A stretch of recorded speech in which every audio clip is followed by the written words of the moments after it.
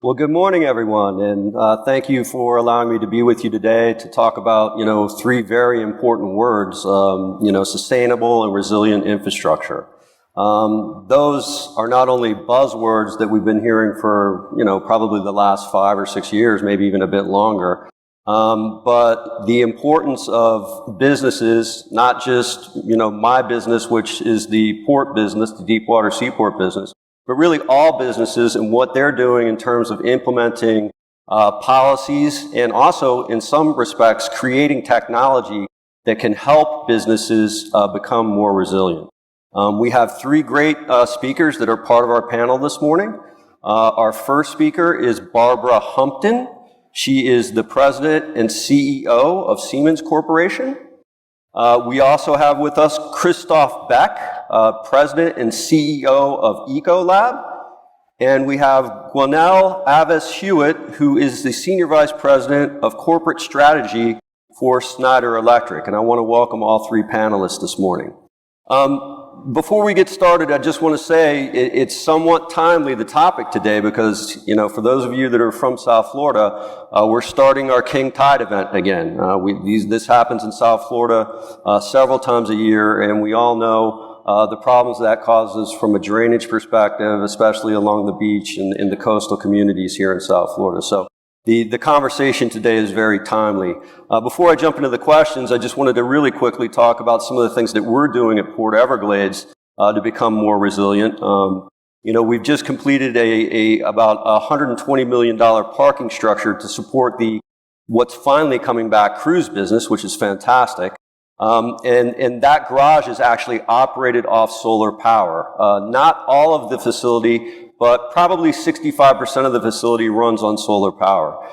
In addition to that, when we're rebuilding infrastructure, we're doing it in a smarter way, specifically water side. When you're talking about bulkheads, we're constructing infrastructure in a way that will allow us to raise those bulkheads as sea level continues to rise. And we do that by designing additional rebar and additional connections within that infrastructure. So those are just a few of the things that we're doing at Port Everglades. So with that, I think we'll get started with the questions. And the first question is going to be for Barbara. Barbara, good morning. How are you? Good morning. So what do we really mean when we say that infrastructure is smart or sustainable and resilient? Well, in order to describe that, I'm going to actually introduce a new term. And it's one I've been using recently, anti-fragile. It's a concept that really was introduced by Nassim Nicholas Taleb in his book by the same title. And it means all of those things. We don't just respond to change, but we grow stronger when stressed and tested. If this last decade was really about connecting people, this is the decade for people to connect things. So think about a building you manage remotely from anywhere, or a power system capable of acting autonomously to keep communities online during severe weather, or a rail system that's able to reduce a complex signaling system down to one data center. This is what's possible when we're able to combine the digital and physical worlds, and it's how we'll build 21st century infrastructure and the next century of American growth and leadership. Well, thank you. And the Siemens Corporation's been doing those types of things for a long time, so I appreciate that response. Christoph, good morning. How are you? Good morning, David. Good to hear you. Here from St. Paul, Minnesota. No snow yet, but coming soon. Yeah, I'll bet. I'll bet it will be. So next question for you. How does a company determine its responsibility to protecting, and in some cases even improving the environment through its infrastructure advancements? Oh, great question. Well, we all responsible in a way or another because we have a common problem, as I hope that we all know. when we look at climate change in general, talking about temperature rising. We've seen that. We've heard it from the government panel as well. So in the last few weeks, 1.5 degrees, so 10 years earlier than what was expected, and 5 to 6 degrees by the end of the century. Well, this is way worse than what we all thought would happen. When we think about water as well, just a few years ago, we thought that by 2030, the world would need only, if I may say, 40% more than what nature could replenish. Well, it's been updated the last few months that it's going to be 56%, just 9 years away. So from us now, and we've seen all the climate catastrophes that have happened. So either in Texas earlier this year or in Germany, as well with the flooding. So in Louisiana as well with the Hurricane Ida. So it's really happening as we see. And ultimately, we know that it's not one country or one company that can solve it. It's requiring common solution and us all working together as well as such. And the way I think about it, we think about it, so in what we do as a company, so helping millions of customers around the world produce more, better products with a lower impact on the environment ultimately. Well, it starts by improving our own operations, and that's our first responsibility. We all have a little or a big carbon footprint. We use a lot or a little water, or we impact it as well. So it's understanding your own operations and really so having a plan on how do you get to net zero the quicker you can, obviously so in a way that's financially sustainable as such. But interestingly enough, the second part is in a way the most important one, is understanding what we as a specific company do for our customers or consumers, whatever we produce ultimately. In our case at Ecolab, so the factor is 1 to 1,000. So what I can improve in my own operations versus what I can do for customers as well out there. And in 2020, last year, we even helped so our millions of customers out there save enough water for the drinking needs of 700 million people. And it's really understanding how do we impact as a company what our customers ultimately do. But there's a third one, which is an interesting one too, is how do we work with other companies as well for the good of the community. And one example I'd like just to share before I conclude here is the fact that we've noticed a few years ago is that 150 companies in the world touch a third of the water usage. So if they improve, they can reduce ultimately a third of the whole water usage on the whole planet. And that's how we came up together with the United Nations Global Compact with this idea of the Water Resilience Coalition, of bringing all those companies together. 50 will be together by the end of the year, representing over 4 trillion of market cap, and really with the objective of learning from each other in order to get to our commitment of reducing by half by the end of the decade and 100% by 2050. But it's also working together on 11 watersheds, which are the most critical ones around the world. It's working together to provide clean water as well, so to people in need. And last but not least, it's to bring people as well on board in order to get to that third of reduction on the whole planet. So it's really thinking our own four walls, but most importantly, what we do for our customers and how we can work as well with others. And interestingly enough, that's out of scope 1, 2, and 3, which are the traditional ways of measuring that. And I think we should consider that as well going forward. It's impacting the communities, and we can have a better leverage when we work together. Well, that's very interesting, Christophe, and I picked up on something there, and I think in the number 2 of the 3 response there, in that I like the idea of focusing on your operations in terms of what you can do to be resilient and sustainable, and then sort of using those same sort of techniques that you're using operational-wise to get that same type of technology or whatever it may be out to your customers.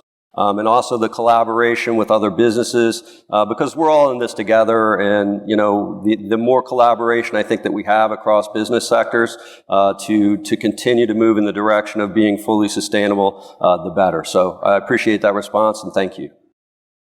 So the next question is for Gwenelle. Gwenelle, good morning. How are you this morning?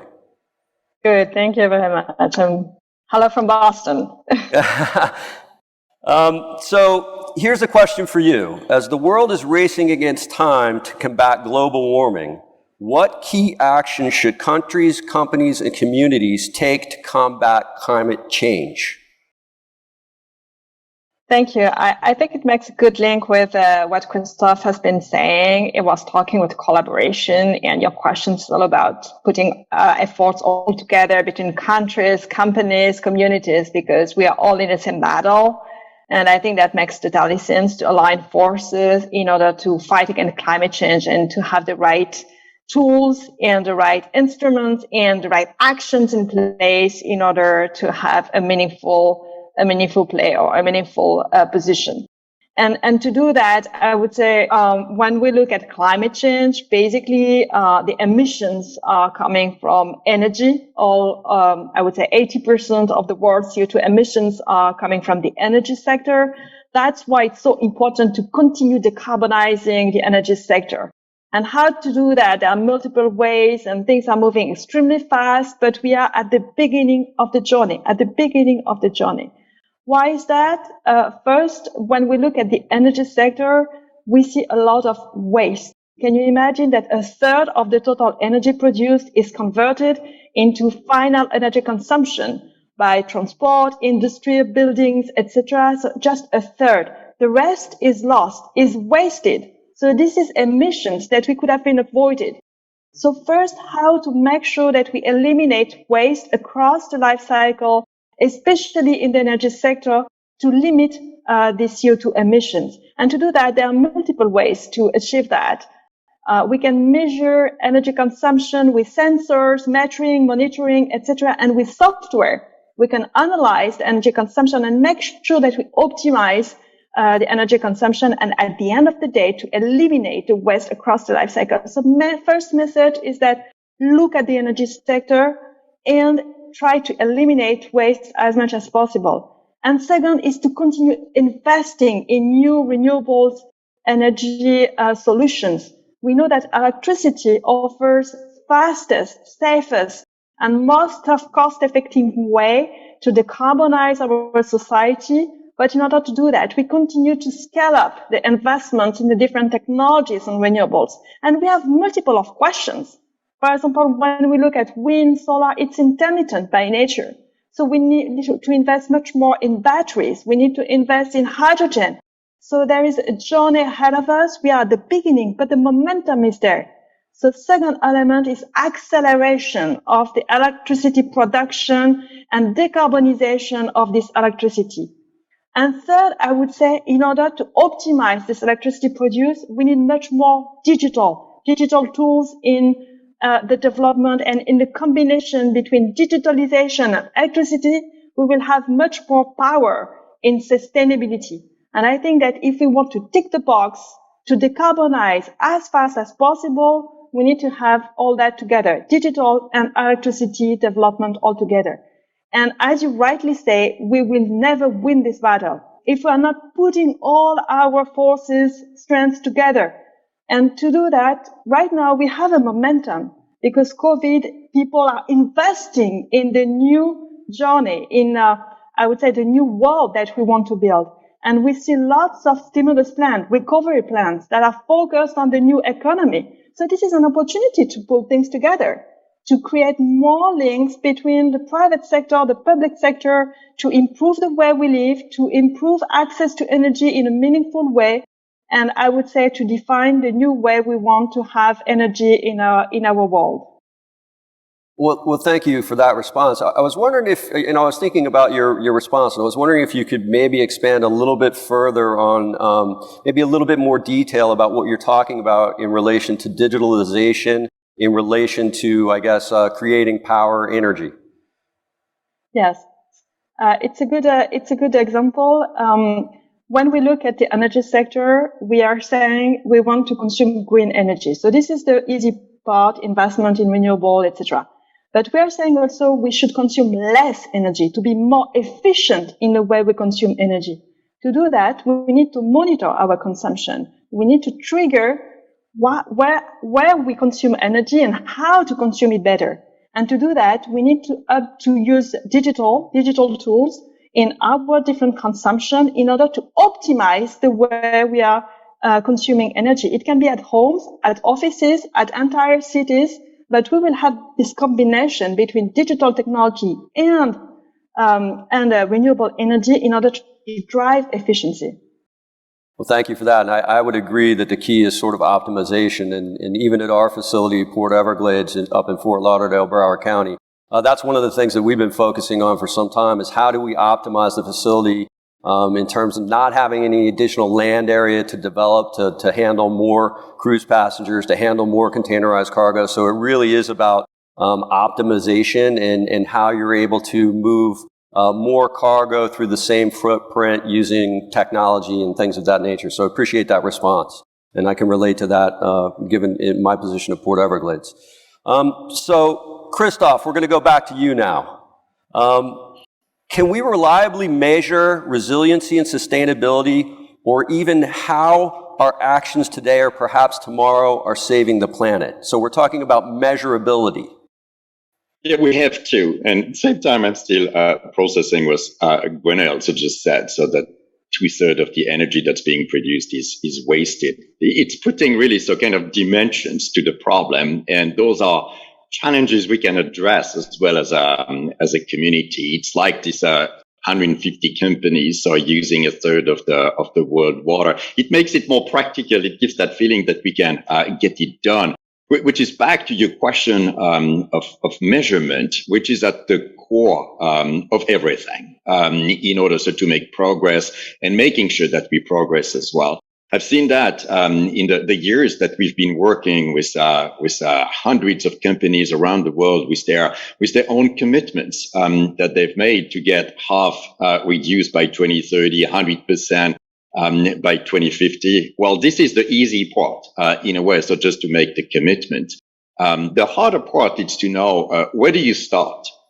What's the baseline? And even if it feels easy so to think it's within my four walls, we've been working with a large consumer goods company, not to name her as such in here, which is really try to understand what's the whole upstream as well impact, raw materials, transport to get to the product, then the production of the product, and then if it's a shampoo, to take that example, ultimately, needs water ultimately when it's being used as well. And interestingly enough, you see that in some cases, that's where most of the natural resources are being used as well. So what's the baseline is really kind of the starting step, which we work with our partners to really define that in very clear way.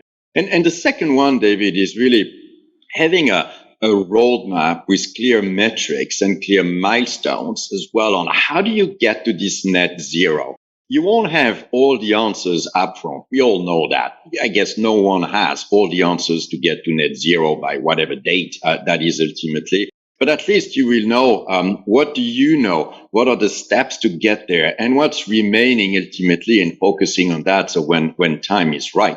But back to what Gwenaëlle just said before, you need digital technology. Ultimately, to make sure that not only you measure the progress that you're making, but you drive the progress that you're expecting to do as well. And in our case, at Ecolab, for years, we've been 30 years on that journey, like both Siemens and Schneider, obviously here. We've really introduced this concept of connected chemistry. Interestingly enough, focused on water, if I take that example as such. Because when we think about water usage, the only way ultimately to disconnect growth and natural resources usage like water is ultimately to reuse it eternally. And when we think about water doesn't like to be recycled. You see that in your coffee pot in the morning. When you reuse the same water, you create the scale, the fouling, the corrosion, all those bad things that water is doing when it's being recycled ultimately. And digital technology, which helps us to connect with the chemistry we have in the water, helps us in that example understand what's the quality of the water at a certain point of time. And then what needs to happen in order to bring that water back to the natural standard conditions that you can reuse it in your process or in a different process as well. In our case, we bring all that data to the Ecolab 3D Cloud, which is what other companies on that panel are doing too.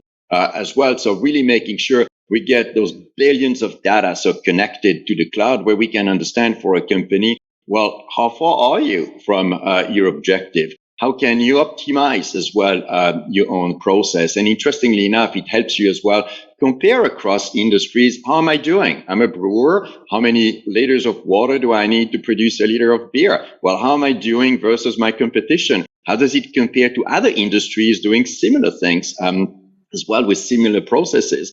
And the last one that we've started with Microsoft 6 years ago, actually, it's to create those digital twins that are more known now in the industry. It's ultimately so digitize an overall operation, a plant on a computer, really making sure you can optimize the whole process and bring it back ultimately in real operations. That's what we've done with Microsoft. So for their own data centers, which are using huge amount of electricity and water to cool them down as well, and to help them progress towards the net zero that they've defined to get by 2030. So it's really getting the baseline right, understanding the roadmap to get there, and really leveraging digital technology in order to manage and to track the progress towards your objective that you've set.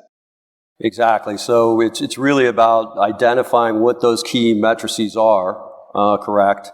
And then making sure that you're using technology, digitalization, once you have that benchmark, to continue to improve, so that hopefully one day we get to a net zero. So appreciate that response. Thank you. The next question is going to be for Gwenaëlle again. As buildings account for 40% of CO2 emissions in the world today, how can we improve energy efficiency and reduce carbon emissions in buildings? Thank you. I will build on what Christophe was saying. It is really about technology. It is about digitalization. It is about artificial intelligence. And it is also about the whole ecosystem. And when we say that, we mean that we have to align on the mission and the vision, which is energy efficiency and clean electricity for a given building. When it comes to new building, what we see is that there is a lot of momentum towards more regulation, towards net zero, with more energy efficiency, with people-centric by design for the new buildings. So this is an approach where we used to go in the direction of the adoption of new standards to make sure that new buildings are in a trajectory to be net zero. So there is an avenue like that. And we see that if we target only new buildings, we are not solving the question. And that's why we also need to tackle the existing buildings. And what is the solution for existing buildings? It's not only about standardization, it's also about deploying new technologies. And for example, we see lots of connected smart technologies, software technologies that can control the building shell and heating system in order to optimize the consumption in a building. And that's more and more widespread. And we see more and more requirements or requests from our clients in that direction. Why? Because they want first to generate their own energy through solar power, through microgrid, and they want to know exactly what they're consuming and how to reduce their consumption. So again, it's data collection, as Christophe was saying, optimization of all those data, and then proposing some IoT connected smart technologies in a building to optimize the consumption on a given building. So let's say you have the new buildings for which standardization, adoption of new standards toward net zero is absolutely important, but we need also to work on existing buildings with the adoption of new technologies, with the adoption of digital tools, and with the adoption of the deployment of internal IoT software technologies. And we have new avenues. Like, for example, we are seeing more and more electrifying heating, a lot of electric heat pumps and things like that. So new adoption, new technologies emerging. And I think that all in all, we are at the beginning of the journey, and we always have to challenge ourselves on the way we address the building, just to make sure that we are always ahead of the game in terms of new technologies and proposing new standards for new buildings, but also for the existing ones. given the fact that the mission is clear, the vision is clear, energy efficiency and clean electricity for new buildings and existing ones. Well, thank you for that response, and I think you're spot on in that it's not just focusing. It's very easy to focus on new builds and incorporate the latest technology to help achieve the goals that you're trying to reach. But I agree that it's very, very important, if not more important, that existing buildings, in particular in this case, be focused on as well, and improvements be made to those structures to sort of get to the same place. I'm wondering if your company has looked at the difference in terms of a smart, resilient, carbon-free building, if you will, for a new build versus an existing structure. Has your company looked at anything like that? Yes, we are working on both, and we are comparing both. It's easier to implement new technologies directly when we design a new building, for sure, because you are from the design, build, and operate. But it doesn't mean that we cannot act on an existing building. And that's why we're offering a set of solutions from the design until the operation of the building for the new ones. But even for the existing ones, we have something to come up with in order to decarbonize the building. Thank you for that. And a good example is microgrid, for example. We see lots of requests for microgrid even for existing buildings. And that's, I think, a good way to achieve reliability of the energy because it's produced on site, and decarbonization and affordability. So I think it's a triptych. It's responding to the three different questions that we see more and more coming up right now. Thank you. Thank you. Hi, Barbara. We're back to you. How can industrial sectors use digitalization to accelerate sustainability goals and supply chain resilience? We all know there's a major issue with supply chain going on right now. There certainly is, and David, you're smack dab in the middle of it. And actually, listening to this conversation, there's one more aspect of this that I really want to draw out, and it comes down to people and leadership.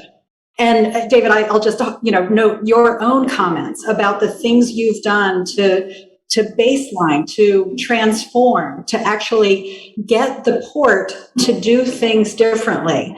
And you realize that the industries we're talking about here, this built infrastructure, the water utilities, et cetera, they have been built up over decades. And we have well understood engineering paths that have governed how we manage these elements of critical infrastructure now for well over a century. Oh, and think about the electric grid. It's the most complex machine ever invented. And what will it take to actually drive change? I think it comes down to leadership. I believe that what's going on right now is, how can I put it? That we're actually changing the equation of risk and reward. Whose responsibility is it to actually make the move to make a building net zero? Is it the building owner? Is it the superintendent who's managing the building on a day-to-day basis? Is it the tenant who needs to demand it? And I think what we are witnessing is a moment when we recognize the entire system needs to bend towards sustainability. We've seen this now with financial institutions getting involved and saying, hey, I will provide capital for projects, but only if those projects are sustainable, only if that business takes the long-term view. Well, that's motivating a lot of change. So here's the great news. The great news is the tools are available today. You've heard Gwenaëlle talk about it. You've heard Christophe talk about it. We can baseline our use of natural resources. We have the sensory systems that will let us know, what we're using and where there may be inefficiencies in the system. And we have technology that will help us do things better, whether it's in buildings like we, Schneider and Siemens, are involved in, or whether it goes beyond buildings to the integration with the grid. The goal here is to do more with fewer resources.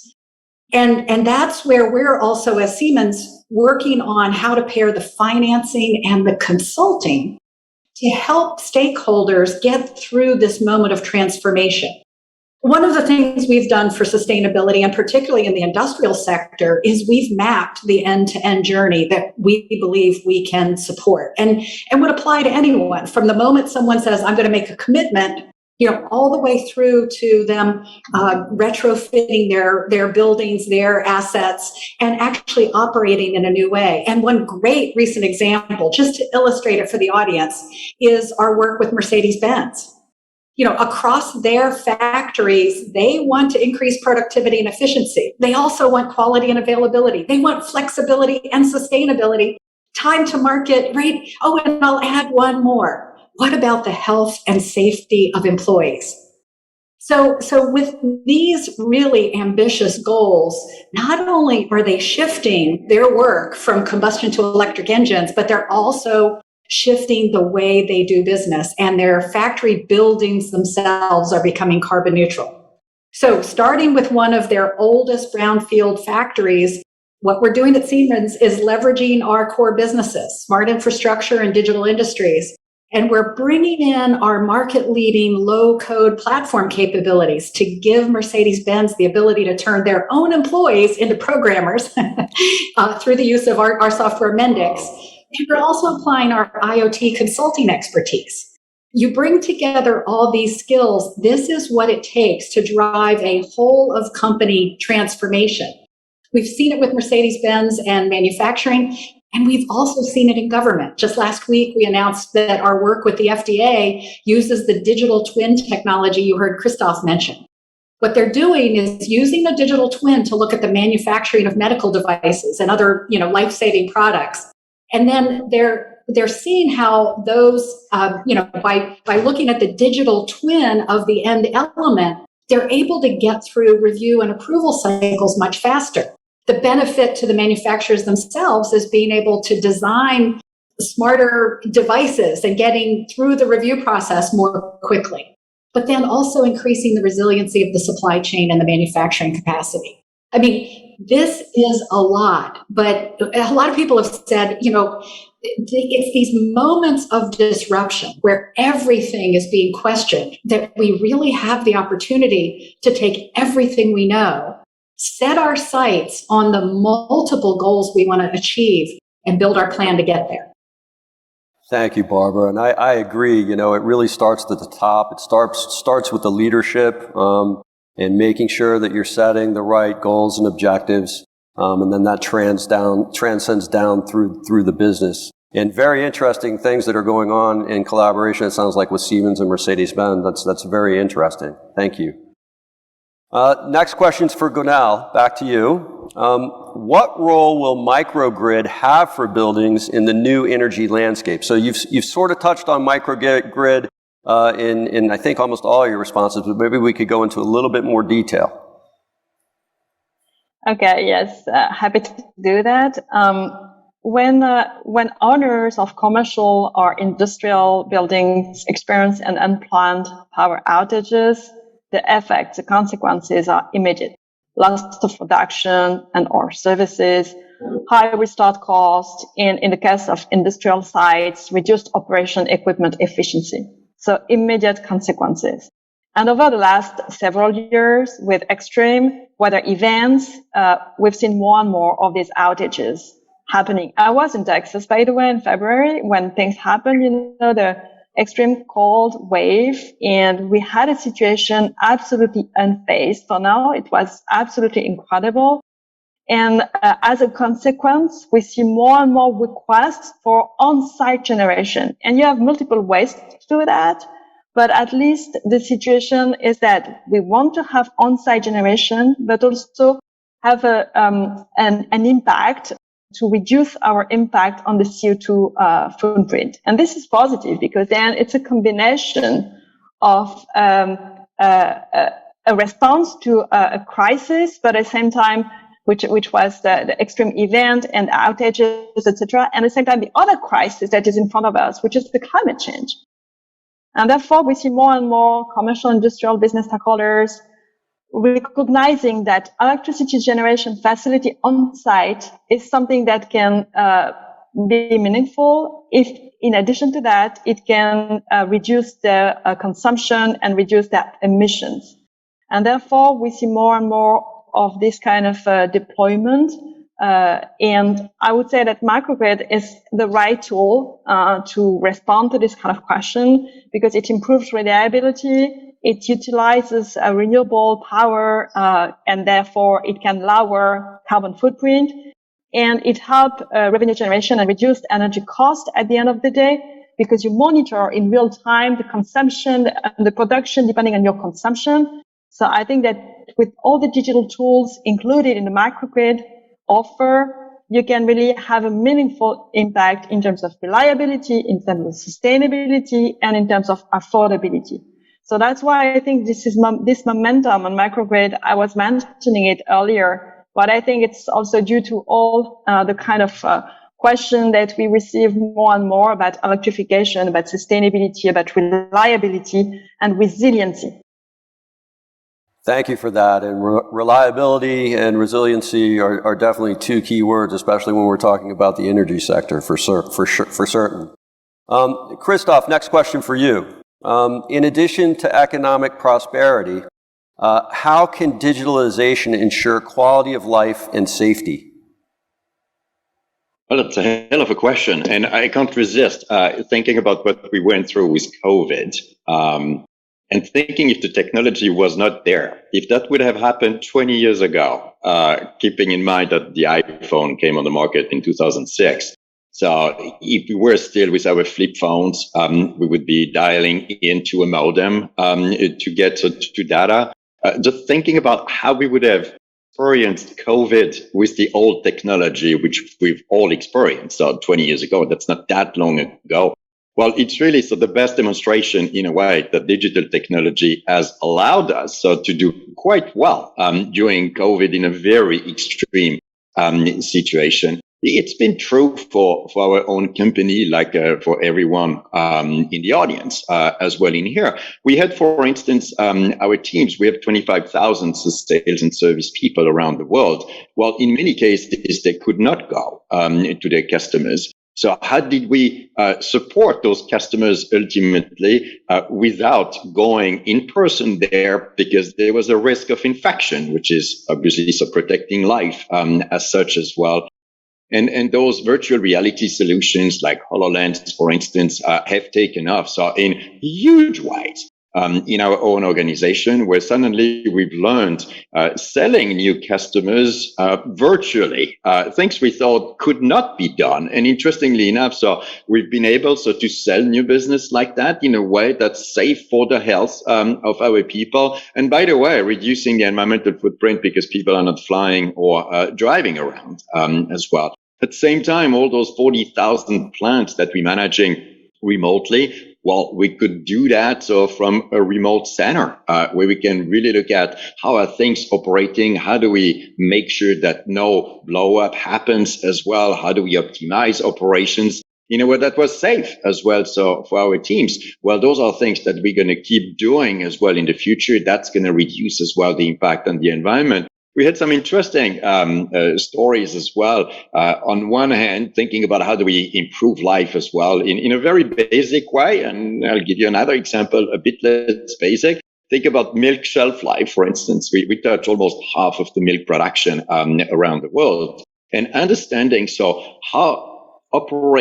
how do the best operator perform in terms of sanitizing their own milk manufacturing? It feels a little bit like a basic operation. Well, at the end of the day, if it's done in a good way, you can have a milk that's 1 or 2 weeks longer in terms of shelf life, and you can keep it for a month in your fridge, or you can give it to your kids or babies as well, depending on what's the product. As such in here, we could do all that without going in person ultimately there. And the last example I'd like to share with you as well is when you think about infrastructure. Hospitals are a big part of infrastructure as such, and especially during those COVID times as well. You have in the US, and that's true for Europe, 100,000 people dying every year of hospital-acquired infection.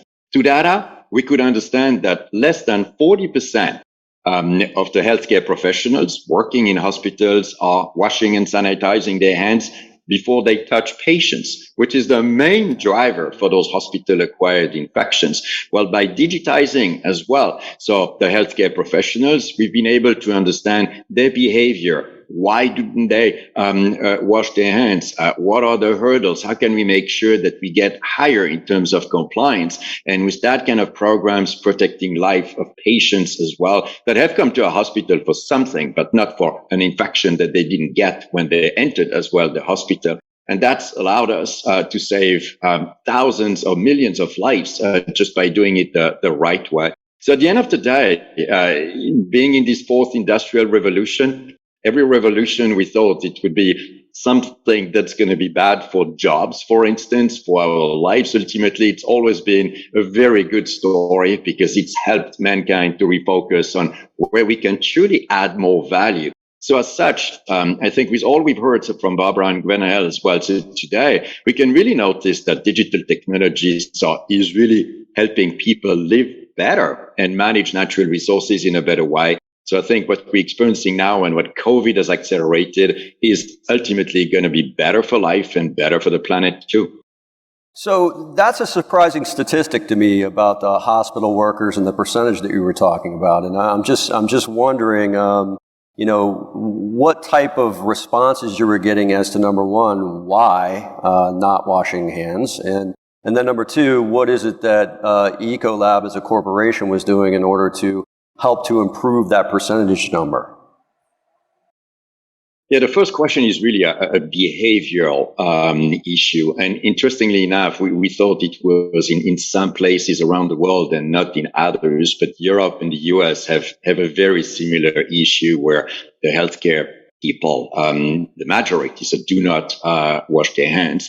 It's in many ways related to time as well, especially so during COVID times. It's a profession that's gone really so through extreme times, to say the least. But it's also a question of habits that for all of us are having kids, trying so to have kids wash their hands after when they should be doing it, ultimately, is a really hard thing to do. This is not a natural thing to do. Well, when those kids grow up, the same issues are happening as well. So when they are in a hospital. So what we're trying to do is really so to understand the behavior, the movements of physicians, of healthcare professionals in a hospital. So being themselves digitized, or when they connect to a soap or a sanitizing dispenser as well. Understanding so who are the ones doing it well, because you have many doing it really well, and really trying to help the other ones understand that, well, by doing it the right way, ultimately they will reduce the infections on their patients, and they are all well intended. It's not a question of intention as such in here, but it's really where machine learning can truly help people learning as well at the same time, and ultimately do what's right, not just for them, but for their patients. Very interesting. Thank you, Christophe. We appreciate that. Barbara, we're going to go back to you for one more. How important is digitalization to industrial companies like manufacturers and other critical infrastructure in ensuring continued economic prosperity? Everything is digital. And you may pause and doubt that. But I will tell you, we are seeing an absolute megatrend that if a market segment can be digitalized, it will, right? It begins with people just understanding what data their market produces. And everything from Christophe, have you heard the stat that the most productive cows in the world are actually in Israel? Because the Israelis began using digital tools to understand milk production and what factors led to the highest rate of milk production. And before long, Israel had the most productive cows in the world. Think about that. So this is happening everywhere, and manufacturers need to recognize that it is a moment of transformation. The thing I'm excited about is what it means for another trend we see, which is glocalization. we've seen over this past year that supply chain disruptions really have rocked the economies of, countries all around the world. What if these digital tools would actually empower regions to be able to have more local manufacturing? What if we weren't just seeking the lowest labor rates somewhere around the world, but instead recognize that we can make people everywhere so productive that the variance in labor rates isn't really the deciding factor? The real business case gets made on being able to speed goods to market, produce what needs to be produced when it's needed. And by the way, the ability to produce with ultimate customization, lot size 1. This is the trend we're on today. It's moving fast, and manufacturers everywhere can and should be paying attention to this. I think about something as simple as the semiconductor shortage, right? Semiconductors critical to everything that we produce. Several years ago, a decade ago, the US and Europe were producing 40% of the world's semiconductors. And now, here we are as a consumer of semiconductors with the need to produce more on our own shores. It's why, for instance, Siemens is supporting the CHIPS Act on Capitol Hill, why we're so adamant that we apply today's manufacturing technologies to enhance the production of semiconductors.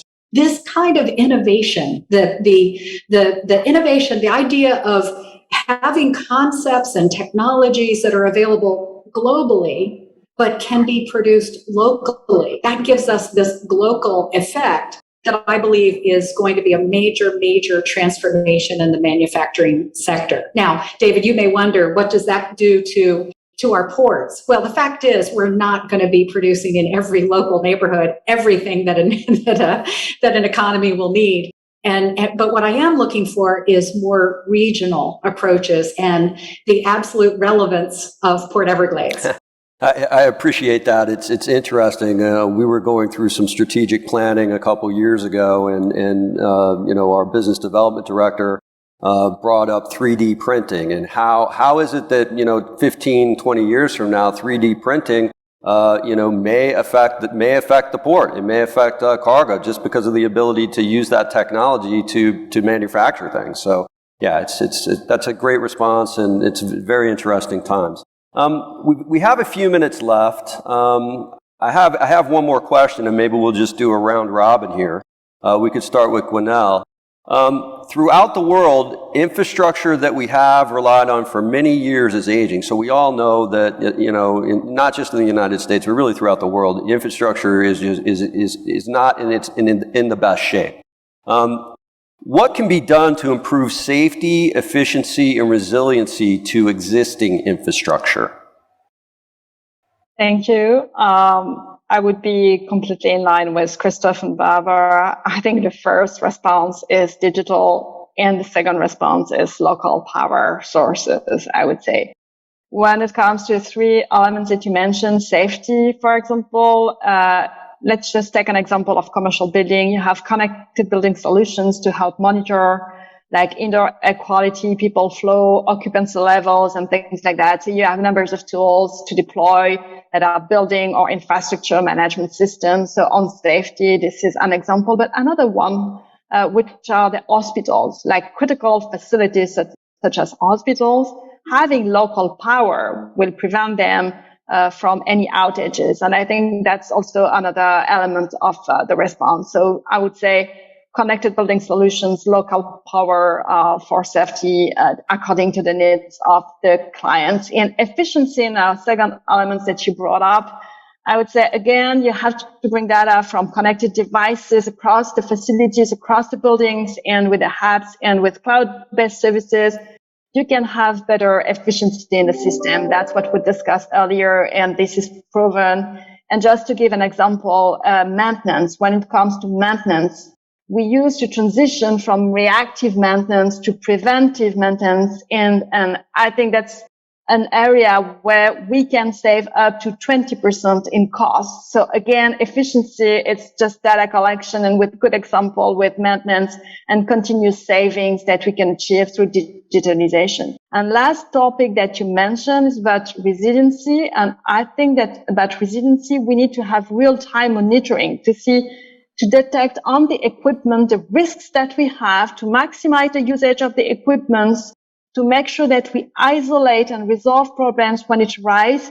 And to do that, again, we have digitalization, local power resources that could be extremely useful. So all in all, when it comes to the three topics that you mentioned, safety, efficiency, and resiliency, we have concrete and very big examples on how digitalization and how local power resources can help those three topics. I picked up on something there in your response, and I agree wholeheartedly. And this is something that I've actually taken charge of at Port Everglades and have implemented, several programs to focus on preventative maintenance. A lot of times at a port facility, maintenance is sometimes overlooked.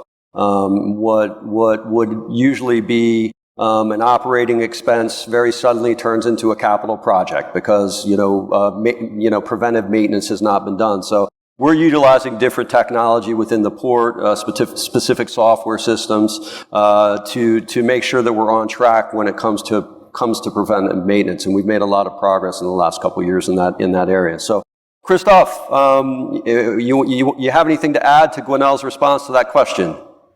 Yeah, I'd like to build on what she said, which is the concept of enhancing existing infrastructure, I think is a focus we need to shift. It's much more transforming. Let's take the example of telecommunications. So how much time should we spend at improving our home phone lines? I don't know when it's the last time that I've picked up the phone in my home. I never do that. So it's really focusing on the 5G and new technologies and kind of leaving behind the old as well. When we think about car manufacturing, Barbara mentioned that as well so early on. Well, how much focus should we have on electrification versus managing the old? And closer to my own shop, ultimately, the way we manage water today, when I think about infrastructure discussions today, my God, we're trying to improve what the Romans have done, so 2,000 years ago, and we're still managing water exactly the same way. That needs to change. Nature has done it for millions of years in a very different way. It's always in a circular way. You do it in a local way for one building, for one plant. We have all the technology to do that. When you think about it, it's illegal in the US and in most countries in the European Union as well. So to treat your own water and to reuse it as well within your own building. So when we think about infrastructure, is really focusing on the future versus improving the present or the past. Thank you. And Barbara, I think we'll close with you real quick if you want to add on to any of that. I love Gwenelle and Christophe's answers, and let me just give finally the perspective of a grandmother. And now think about this: the first person who will live to be 150 has already been born. So I believe the future is more electric, more connected, and more autonomous. Because I don't know about you, but I don't want any 120-year-old drivers on the road. So I'm looking to technologies like LiDAR to actually be part of the solution for making our infrastructure as safe as it can possibly be. Thanks, David. Thank you, Barbara. And let me just say, we're a really great discussion today. I appreciate all three of you taking time out of your busy schedule to join us here today. It really has been a fantastic conversation. Let's give them applause, folks. So again, thank you so much, and we're out of time, but we really appreciate you joining us today. Thank you.